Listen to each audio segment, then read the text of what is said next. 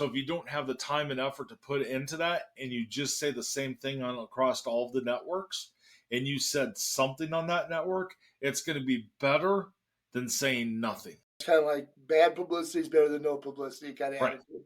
I mean, not that what you're doing is bad, but what it's better to have something out there and it shows activity for your business and you're a viable business and you're offering information that may or may be important to that consumer that's in market at that point in time. All right. Let's use this analogy on that.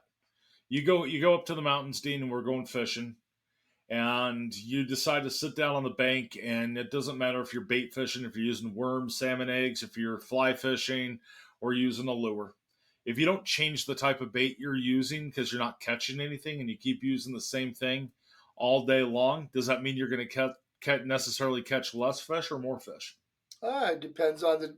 It depends because the bait may change throughout the day. So that's the whole point. It's a good analogy, Rob. Yeah, I mean that it's the same type of concept.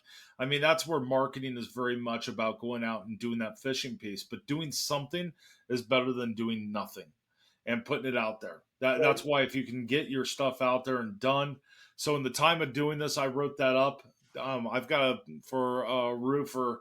I have a year's worth of content for every single social media network. I've got blog ideas that could go off to a blog. So in the time that I started typing earlier, I have all that already set up, and I would just have to enter it into the actual social media suite. And by the way, if you have an assistant, an office manager, or someone that does that busy work, you can write all that content, look at it, copy and paste it into an email, and say, please post all this for me.